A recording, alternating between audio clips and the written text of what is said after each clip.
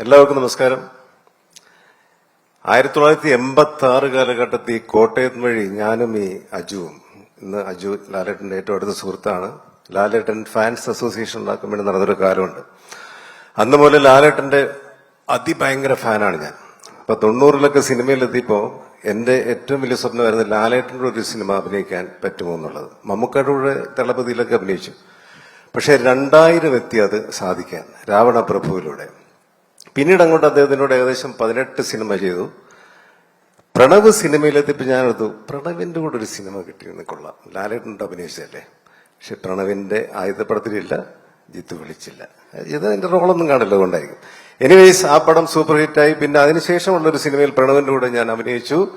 വിസ്മയ ഒരിക്കലും സിനിമയിലെത്തുമെന്ന് ഞാൻ പ്രതീക്ഷിച്ചില്ല. വിസ്മയുടെ വേറൊരു റൂട്ടായിരുന്നല്ലോ, അപ്പോൾ അതുകൊണ്ട് അങ്ങനെ പ്രതീക്ഷിച്ചില്ല. പക്ഷെ വിസ്മയ സിനിമയിലെത്തിയപ്പോൾ ആദ്യത്തെ തുടക്കത്തിൽ തന്നെ എനിക്ക് അഭിനയിക്കാൻ സാധിച്ചു. വലിയ ഭാഗ്യമാണ്, മഹാഭാഗ്യമാണ്. ഒരു കുടുംബത്തിലെ 3 അംഗങ്ങളുടെ കൂടെ, അതൊരു മലയാള സിനിമയിലെ ഏറ്റവും വലിയ സിനിമാ കുടുംബത്തിലെ 3 അംഗങ്ങളുടെ കൂടെ അഭിനയിക്കാൻ സാധിച്ചു.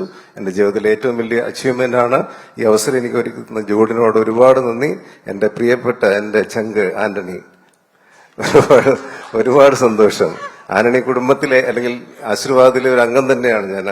ആശീർവാദിന്റെ ഏകദേശം 7-8 സിനിമകളിൽ ഞാൻ അഭിനയിച്ചിട്ടുണ്ട്. ഒരുപാട് സന്തോഷം. നിങ്ങളുടെ തുടക്കം അതിഗംഭീരവും. ആശിഷ് കലക്കിയിട്ടുണ്ട് കേട്ടോ, ഞാൻ ചില സീനൊക്കെ കണ്ടു. വിസ്മയ അസല്. ഇന്റർവ്യൂ ഒക്കെ എന്താ പോപ്പുലാരിറ്റി, ഭയങ്കര കലക്കി നീ കേട്ടോ. ഇന്റർവ്യൂവിൽ തന്നെ സൂപ്പർ ഹിറ്റാണ് ഇപ്പോൾ.